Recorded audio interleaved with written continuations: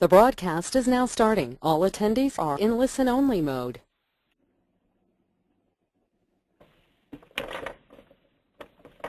Okay, hello everybody. This is Uta Zimmerman on the webinar from New York City. I'm the program manager at Artadia.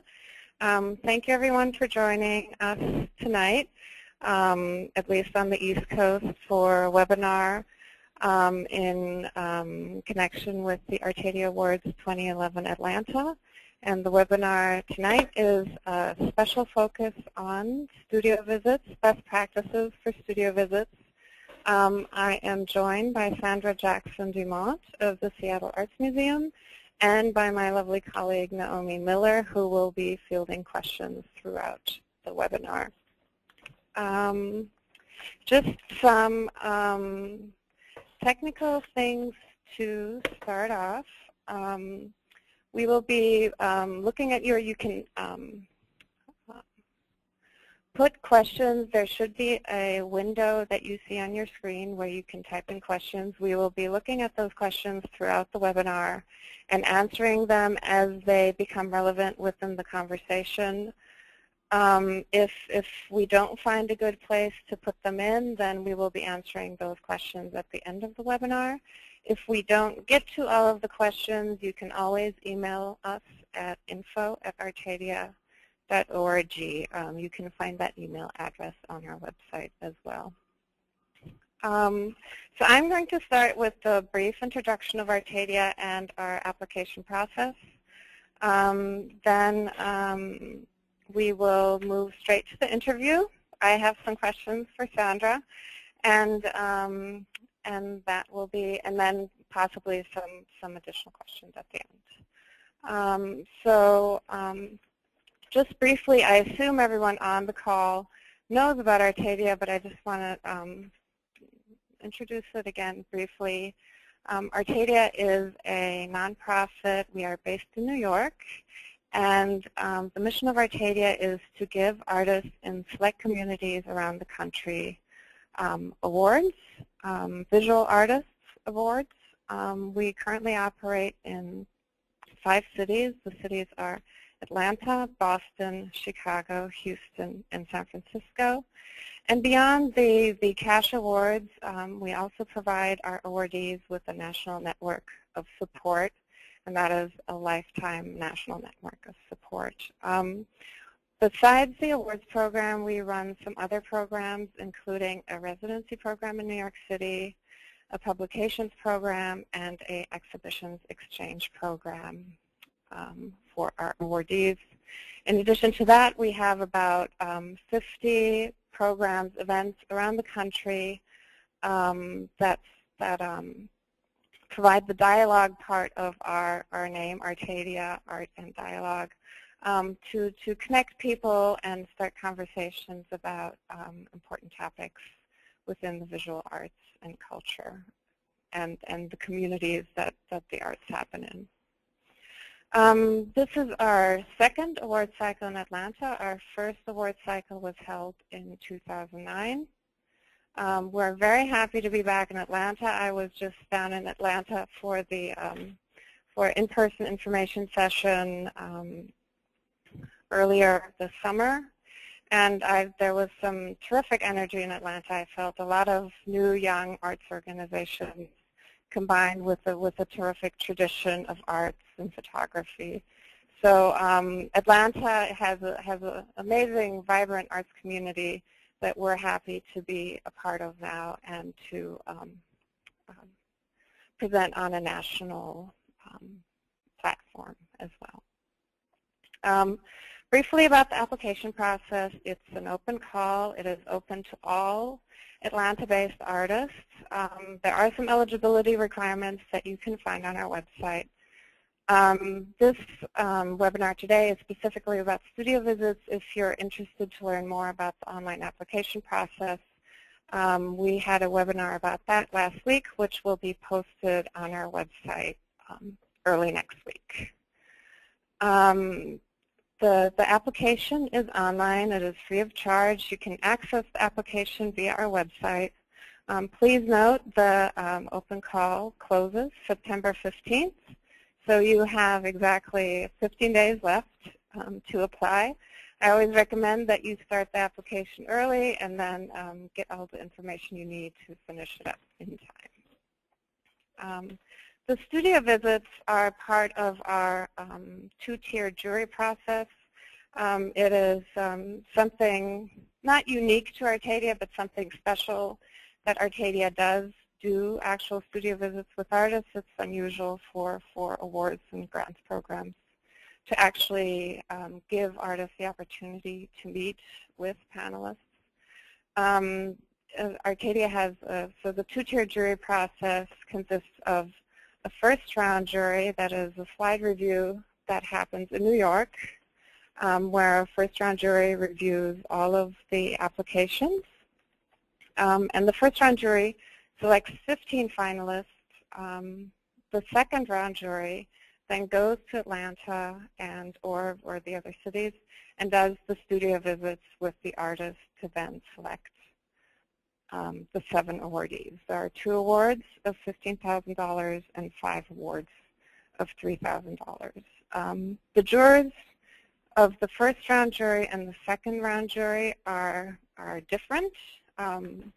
Each jury has 3 panelists, excuse me. So the third panelist is the only person that is the same on the first and the second round jury. That panelist is our so-called local juror, who is a personality, well-respected arts personality in Atlanta, whose function it is to provide local expertise and to ensure continuity between the first and second round. Our first round panel will be held in early October, and the second round panel will be held in late October. So it's very important as you're applying to keep that in mind, because we do require that artists are actually present at the studio visit. That is an integral part of the process, so we do need the artists to be present. So don't plan that trip to the Caribbean for the end of October. And then the awardees will be announced in early November. Now just finally, lastly, just some very brief technical things about the studio visit. Studio visits are up to 45 minutes. Sandra knows this well. Studio visits can be shorter. They can't be longer than 45 minutes. If a studio visit is 30 minutes, which it has been, that has absolutely no indication of if the studio visit went well or didn't go well. Sometimes information is just exchanged on a much quicker level. The studio visits can take place anywhere. The image you see on the screen are some examples of studio visits. You'll see Sandra actually talking to Jay Hill in a garage at the middle right. Studio visits have taken place in galleries. They have taken place in garages. They have taken place outdoors by ponds. They've taken place in tiny living rooms. Curators sometimes sit all together on a sofa, or they're standing, or they're sitting on the floor. Studio visits have taken place in shops, if that was important to the practice. So as you prepare for the studio visit, the location is really not the issue. A studio can mean many things, and that's not what is important. Also, one last thing, curators are given information about the 7 finalists before the studio visits, and vice versa, artists will be provided with information about the jurors prior to the studio visit. Again, applications close September 15th, so start your applications today. And then it is just up to me to introduce Sandra. Sandra is the, let me get the title right. Sandra is the Deputy Director for Education and Public Programs and the Adjunct Curator at the Seattle Arts Museum, where she has been for the last 4 years, if I got that right. Sandra was also a panelist for us in the Houston 2010 award cycle. She was the one in the minivan for 3 days going from studio to studio.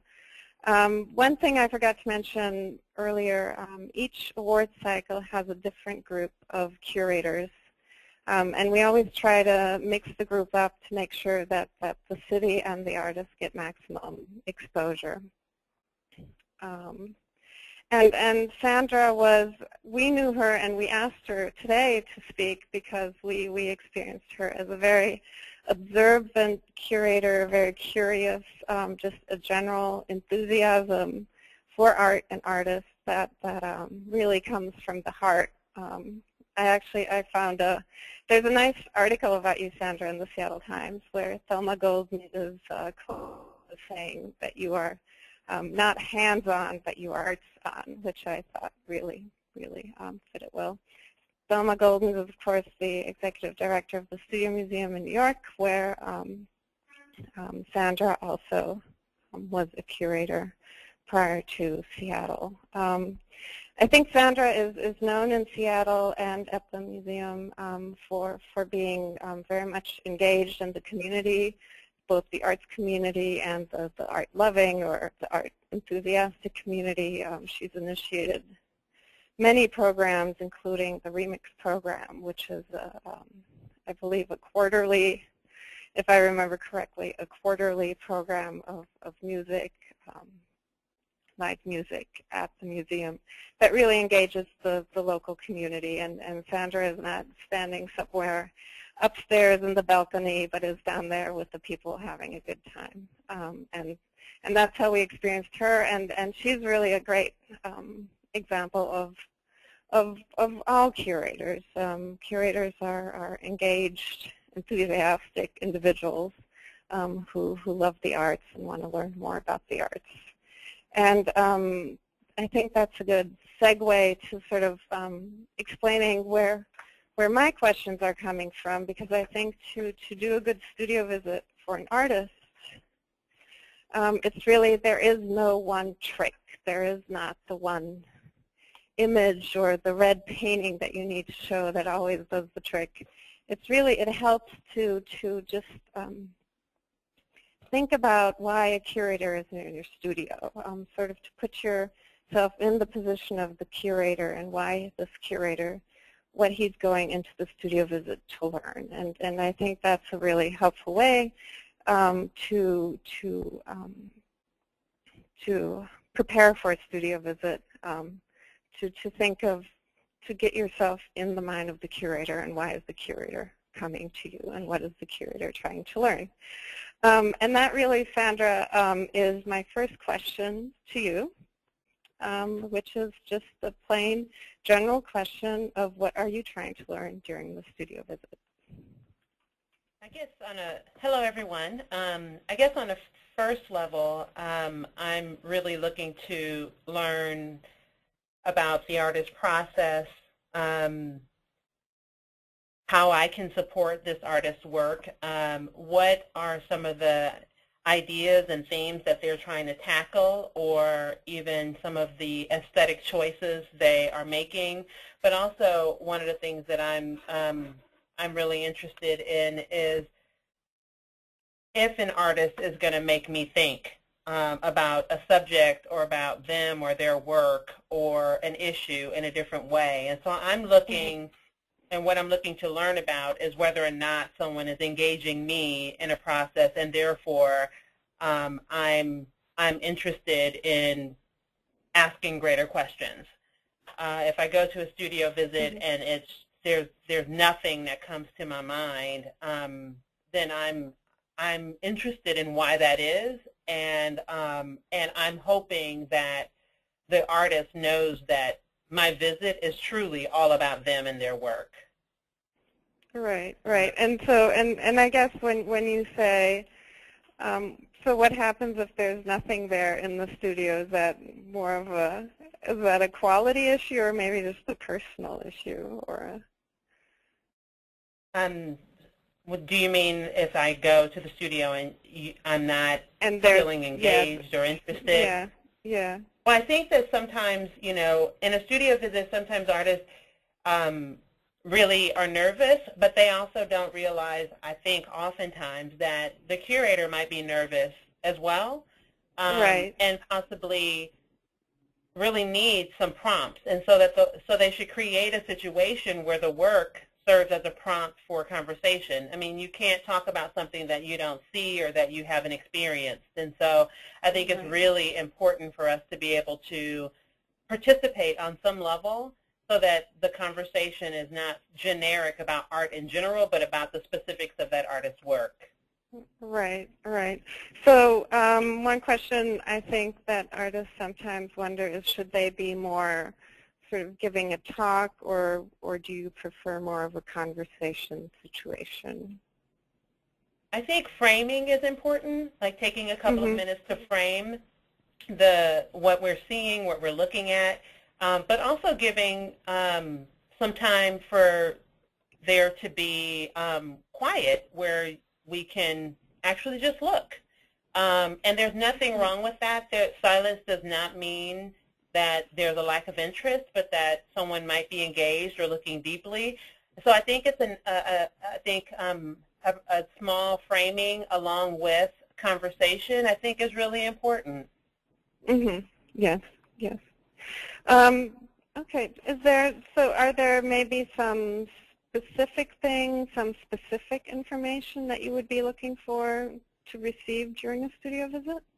I would love to hear about, I'm really interested in process, what informed an artist's decision to move in a particular direction, or sometimes, I'm interested in influences, if that's important to an artist. I'm really interested in understanding what is important to, I guess, the generative process. Like, what makes an artist create these works of art, and also what is, I guess, what's of value, and also what the artist is interested in hearing from us as a curator. Are there critical questions they have for us that might, or me, that might open up some sort of questioning? The other thing I would say is that one of the key things I'm looking for is there a body of work that they're thinking about? Have they been dealing with an issue over a longer period of time? Are they Are they invested in particular materials?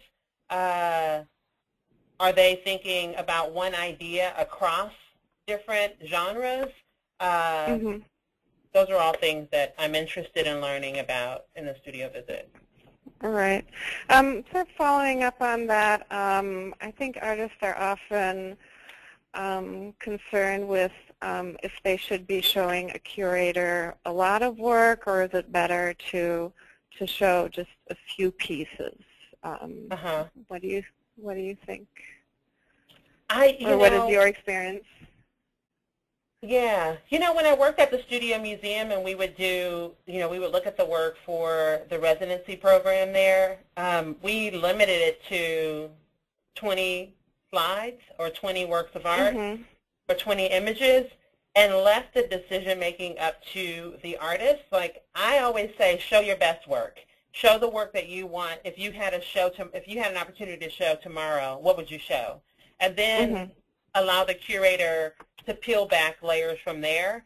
Sometimes people want to show kind of like a mini retrospective in their studio, and you're like, I'm not sure that that's important. Would you show for me to know, or would you like for me, can you just tell me about that, or can you show me this work, and then I could ask, or you can offer for me to show other work, for me to see other work. But I think that showing what you're working on now and talking about what informed it is really, I think, really essential. So the current work is the most important, and to have other work on hand and offer that if it comes up, but not have everything right out there.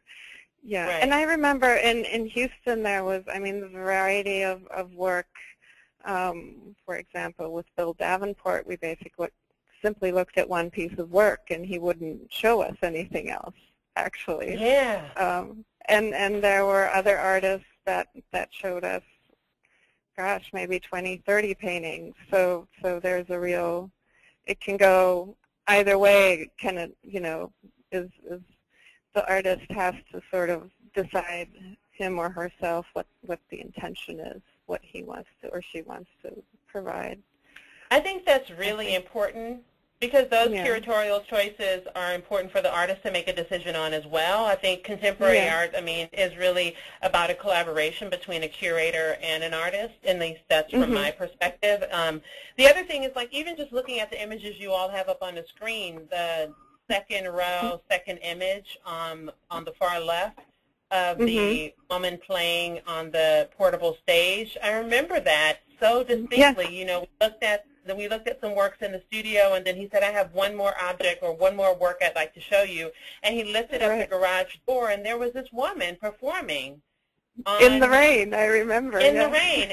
And that made an indelible mark on me. Like, he could have just showed us a video. He could have just, which would have also been impactful, but I remember this because there was there was effort and care given to presenting the work, and while this wasn't even in its truest form, I mean, it just there was just a certain level of care. I also remember that on that same studio visit, going to the one artist's place, and you know, his daughter coming home, and we had consumed her entire room with objects all around the bedroom. And because this place was so small, but it was really interesting. And then later on, us, you know, going to the Contemporary Art Museum there and seeing the daughter be a guard. I mean, there was just these interesting connections between his subject matter, what he was choosing to present, and how he was living his life. And so the space didn't matter, the work did. In this other case, the presentation of the work was so dramatic that it made me think about it and consider, like, if it were in its truest form, how much more compelling it would have been.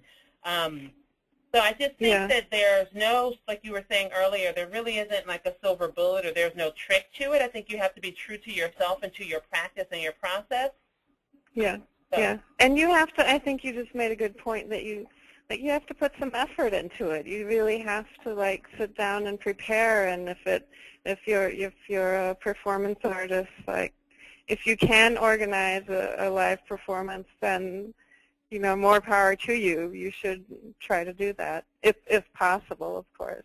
Which is another question I was gonna, which we often get. And there's actually one question I'm just gonna answer that we always get is, obviously artists apply with 8 images or but time-based media. I'm getting terms mixed up. And artists often wonder, do the works that they apply with also have to be in the studio when the second round jurors come? And our answer is very simply and very practically no, because, you know, if you've sold that work in the meantime, then that's terrific, and there's no need for the original work to be present in the studio. But that leads me to a question to you of how important it is to see original artwork versus reproductions. I personally feel like it's important. I feel like, just like I feel like it's important to be able to go to a museum. I feel really strongly about that. You don't have to show it all, but you have to have some representation of the actual work there, or actually some original work there, and you can have, you know, images of other works, but we really do need something where we can see the lines, we can see the actual texture, we can see the quality. But photography can be manipulated in all these different ways, and then you see all the work in person, and you're kind of like, that's actually not what I imagined. The scale, my mind, you know, didn't imagine the scale to be this way, even though I knew that it was only 2 inches by 2 inches. I imagined it to be bigger. I mean, there's just a lot of reasons for having at least some sample of it available. I think Naomi has a question from the audience. Okay. Yeah, there's a few questions that I think are certainly relevant to things that you're talking about. One of them is for a filmmaker or performer, what would you suggest the better method to present time-paced work? Like, how should they do that? I would say for a performer, I mean, you certainly could present a video of it. If you have an opportunity to present an excerpt in person like this one artist did, that's great. We did see a filmmaker while we were there, and we screened a portion of a film when I was in Houston, and that was really helpful. It's helpful also to be able to say, you know, this is a film that I'm working on, it's in process, or here's something that I'm considering, here's how I would edit this, or here's what I'm doing to edit it, but this is certainly a work in process. But I think the same issues and idea apply, but just in that medium, being able to show the work wherever it is. And I don't think you should be concerned with presenting a completely polished or finished piece of a work in process. So you do think showing work in process is worth it and doesn't confuse the curator to think, I think if you I think having something that is finished is an excerpt from something that is finished in addition to a newer body of work that you're working on. If you'd like to show that, I think the same ideas apply. You should show what you feel good about and what you feel you can speak clearly about, and how you plan on moving in the next direction. I think it's really engaging to see a process. Especially with film, because it becomes so clean and polished. You want to know that there are some engaging processes in there, and that I just think it's interesting. Right, and then so it's okay for an artist to show work that he or she might be still insecure about or have questions about, as long as the artist can verbalize that and make that clear. Absolutely. I feel like that's actually some of the most interesting studio visits I've done have been those things that have been in process, and it also feels much more, it feels collaborative, and it also feels, I use the word generative, but it also feels like as if, you know, this artist is courageous in a lot of ways. I mean, that might sound a little hokey to some people, but I think it's very courageous to open yourself up to a discussion about your process. Yeah, great. Naomi has another question. Another question that might have been touched upon through your answer, if your process is very unusual, would a curator want to see a quick demo? I think that sort of feeds into what you just talked about on a certain level. Yeah, I think it is engaging. I mean, also talking about, if you are in conversation or in collaboration with other partners, I mean, revealing that process, how you make decisions, is really interesting to me. I think the other thing is that sometimes people will show you a visit of a studio. You're in their studio, and then they'll show you a studio visit of something else, and you're like, well, why are you showing me a studio visit of something else, or showing me? It's just strange when you could actually see the work and they could just talk about it, and someone will show you a video of them talking about the work that's in front of you and they could just talk about it. So I think in terms of process, you want to use your time wisely and articulate your concerns in front of the object if it's available. Right. I mean, I think we had an artist in San Francisco, Moses Nurnberg, who makes he casts bullets out of wax and makes huge collages, and just the process of making. He spent a long time during the studio visit explaining how he made the bullets and the whole process, and it really it helped understand it was part of his ethics as an artist, basically, or it was because it was so much time and effort that went into actually making the artwork. It was actually really important to know that was so important to him, and that he spent so much time in making it. It was part of the message of the work, really. Yeah, I think also, I mean, for example, Theaster Gates is an Artadia artist, and going to seeing his work and talking with him about his work is one thing, but then seeing objects is one thing, but going to, the Dorchester house, his project, and being in that house, it makes all those pieces come together. The process becomes quite evident if you go there or you talk with him about how he's built this kind of communal space that is about convening. But I would appreciate his work without visiting the house, but visiting the house explodes the idea in my mind to the point where I understand it at a different level. And so if you're thinking about how you want people to understand your work and your practice in order to understand these objects better, then pull out all the stops. Right, right.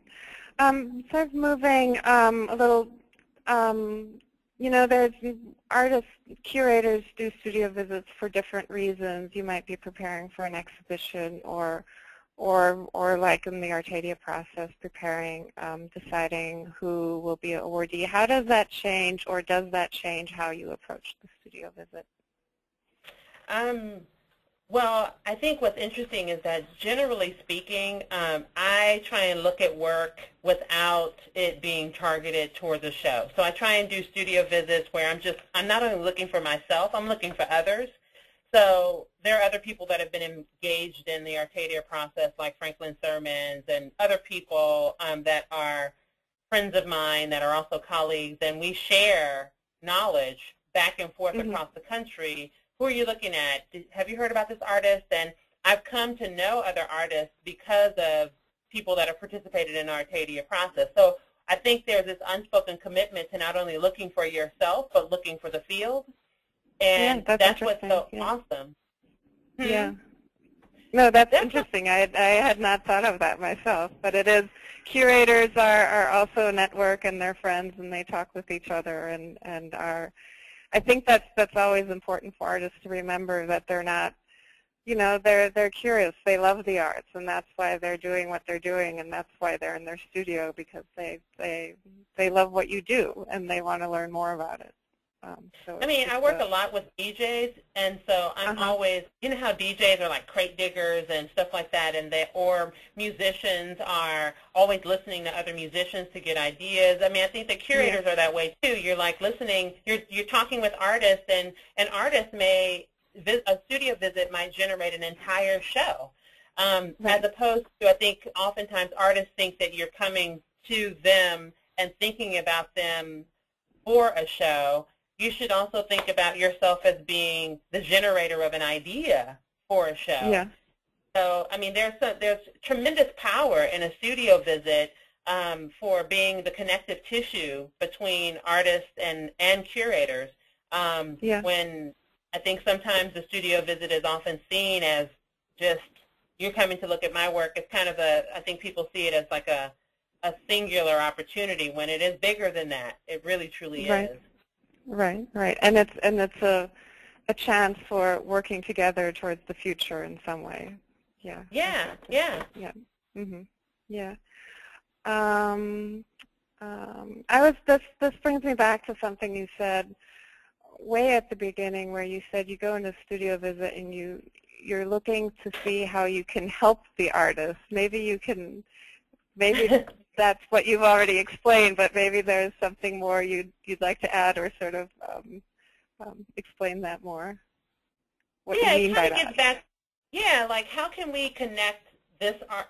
I may not have an opportunity that's like on my fingertips for this artist. I don't have an opportunity for them to speak. I don't have anything that this particular work fits into at this particular moment. However, blah, blah, blah over at such and such does. And so how can I connect, how can I serve as a connector, as well as I was saying earlier, I'm looking for myself and I'm looking for others. I'm looking for the field. We're always looking for artists to rescue us, to kind of, and so I guess it's helping the field as well as helping an artist nurture their career.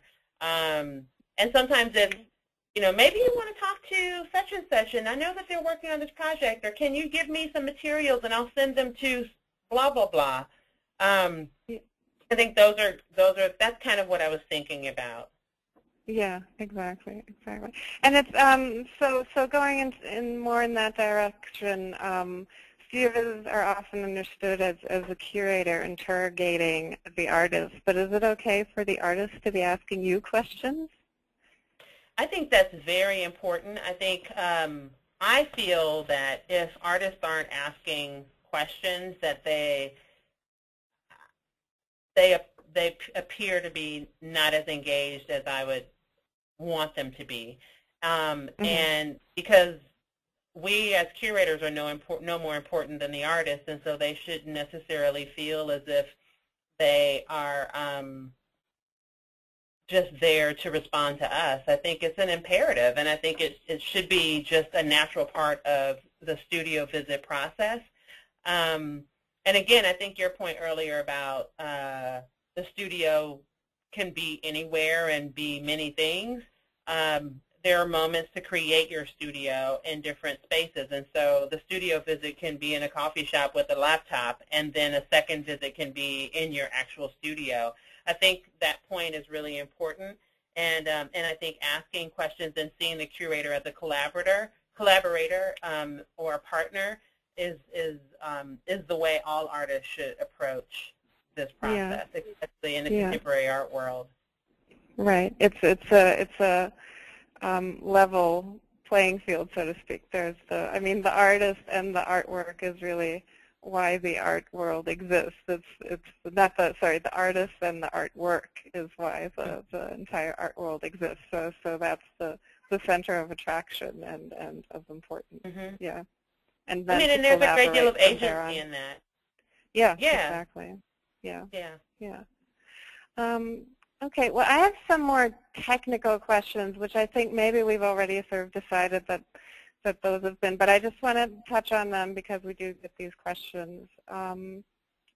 So should an artist, we talked about should an artist show less work or rather more work. Do you prefer to see a few works from different bodies of work, or would you rather see a lot of work from one body of work? How is that? Maybe just to reiterate what we've touched on before. I would love to see the work that the artists feel reflects their practice now, and I'd love to see as the strongest work from that body of work that they feel most proud of, and then while at the same time sharing with us that I do have other work available if you'd like to see it from these particular groups of works or this particular idea I was exploring, or from earlier moments in my career if you're interested in those. That's okay. I think that answers the other question also that we often get is if an artist should show his work chronologically, and if so, should he show oldest to newest or newest to oldest? Clearly, start with what you're working on right now, and then as the studio visit progresses, move from there. Okay. I think so. These are all we've so far talked more generally, just about the general studio visit. I did want to touch upon, and that's also what this webinar is for, just to give people a general idea about studio visits. But I did want to specifically talk about the Artadia process, and because there will be 15 finalists that will be doing the Artadia studio process, your experience in what was different or what was special about the Artadia process, the studio visit process. Well, I love that there was a group of us traveling together. We could talk in between studio visits, but what was most wonderful was that all of us were bringing our own independent perspectives, and so I found it really rewarding to hear, Monica, one of the other curators, ask a question, and I could just listen. The weight of the responsibility, or the responsibility for engaging the entire time, wasn't all on me, and so I could hear someone. I was thinking, at certain points, I was like, when Toby Camp asked the question, I was like, wow, I wouldn't have even considered that, but that's really interesting. So I think hearing other perspectives about a work of art or what people would be interested in hearing from an artist was really rewarding for me. Also, what was rewarding was that we were all from different parts of the country, and so we were looking at different trends in different parts of the country. Certainly, we all look across the nation, but that for me was a fabulous part of the process. Oh, great. Well, we're happy. That's part of what we're trying to do. And I remember too that it was a terrific group in Houston. It always is, and it's funny that every time we do a word cycle in Houston, that on the way to the airport, everyone always asks about real estate and if we could buy some. So I think I might have said this at the beginning. Part of the second round process is also just to give 3 curators, make them new ambassadors of the city that they've visited, and beyond driving around like crazy in a minibus for 3 days and getting to know new neighborhoods. We also brought you to different arts organizations and introduced you to different curators at those arts organizations. And hope we gave you a good taste of the city and its cultural community. Yeah. I think, maybe, I think you might have answered this, but is there anything else that sort of changed with the dynamic of having 2 other curators in the studio visit than you're normally used to? Well, I thought, when I was looking at that question, I thought, wow, it felt more like a seminar. It kind of goes back to your question about would you like for it to be a conversation or just a presentation. Every single studio visit felt like there was it was like a mini seminar where the artist was the featured speaker or guest speaker, and we were participating as almost kind of students and in this really inquisitive way, learning about what was happening with their work, but also pushing and asking critical questions, and they were pushing back and asking critical questions of us. And so for me, I think that was something that felt uniquely different from other studio visits I've been a part of because of the diverse perspectives that were in the room. Yeah. Oh, that's great. That's good. Yeah. I think there's some questions from the audience that I will pass on to Naomi. Okay. Great. Thanks, Uta. Some of these have to do more with the first round and in terms of the slide review, so not the studio visit. And I think about 2 of them address that specifically. One of them is a sort of more technical. Is the Artadia studio visit ever about the fact that you could not grasp the work in slides, or is it always because it's the shortlisted artist, or how much are those related to each other? Oh, I don't quite understand the question, possibly. The first round, we always visit all of the finalists that are selected in the first round as a way to see and meet the artist in person and have a more in-depth conversation about the work. So a slide review is always lacking in-depth possibility of learning about the artist's work, and so that's why we do the studio visits to learn more about the work and have a chance to have this conversation with the artist that we've been talking about during this conversation. Yeah. Okay. Another one is about slides.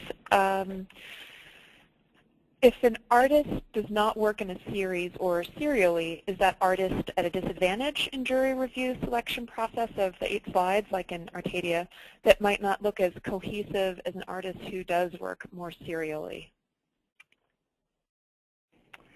I think that's An artist has to present in the first round with the slides, just as in the studio visit he has to present, or she has to present, sorry, what is artistic practice. So if an artist works very differently from work to work, then that is what his work is about, and so that's what he or she should present. And in the first round, just as in the studio visit, there is the opportunity to explain. All of the first round jurors have access to the artist statement, which is a great place to explain why the work is as diverse possibly as it is. So just as in the studio visit, just you have a 300-word limit in the first round. There is opportunity there to explain it, and the jurors have access to that information.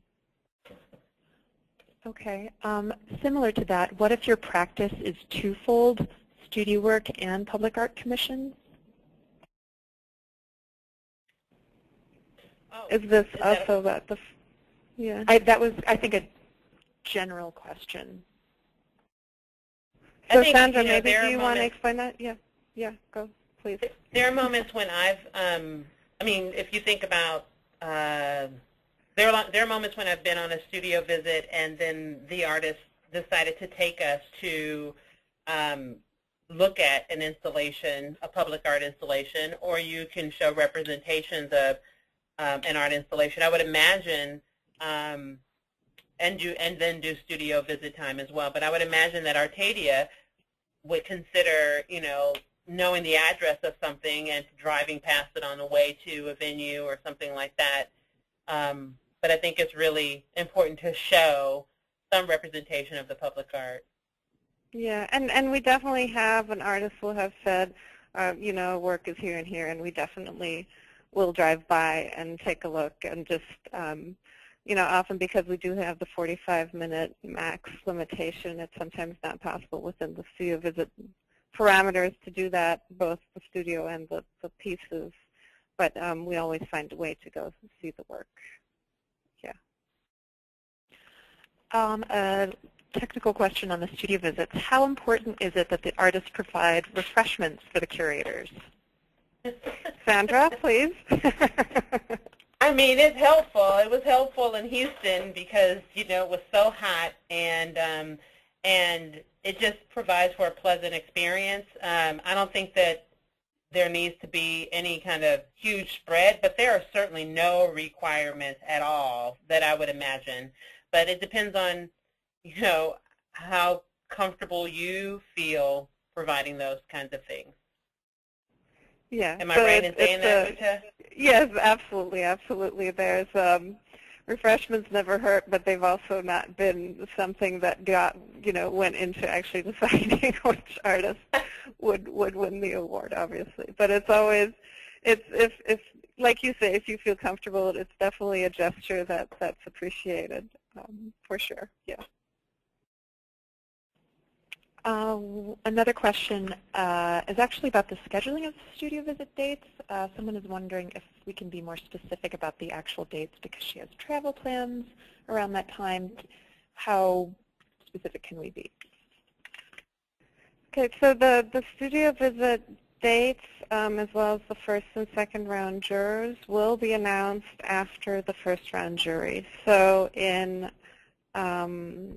early October is when the first round jury happens, and then we try to make the turnaround time as quick as possible to be able to announce who the finalists are, and then schedule within a week the studio visits and announce the studio visit dates.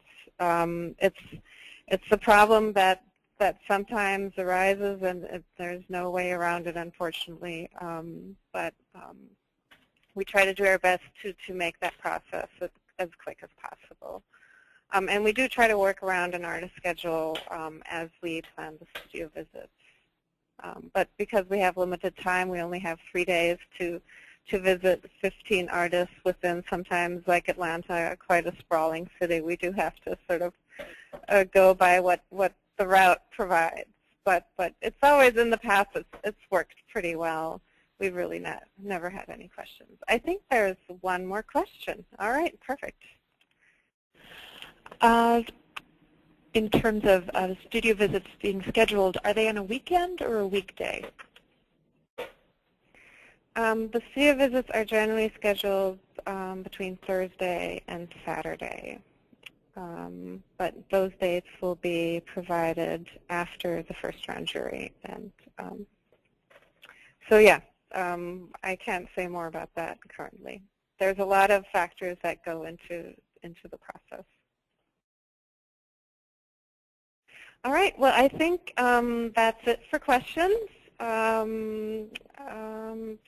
Thank you very much, Sandra, for giving us such great ideas and sort of ways to think about a studio visit. I love your approach of the collaboration. I think that's really important for artists to think about and to realize. And yeah, I think just final reminder, applications close September 15th. And we do hope that everybody applies. If you want to listen to this webinar again or listen to the information session webinar that was more about the online application process, that will be available on our website starting next week. And please do spread the word. The more artists apply, the more democratic the process it is. Everyone in the greater Atlanta area is eligible to apply. So yes, please help spread the word about the process.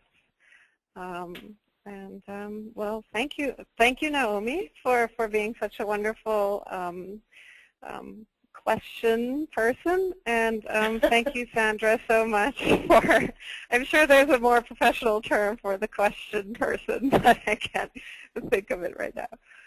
Thank you. Thanks, Artadia and Uta. Yeah. Sorry to jump in here, but I just want to say thank you all for being an organization that supports artists. And I too, encourage many people to apply, and it only helps us know more about the work, because Artadia does a great job of supporting artists throughout their careers, not just during a spurt moment. And so it's a fantastic resource, and thanks you guys for being there. You said it better than I could have. Terrific. All right. Well, so thank you and goodbye. Bye. Bye.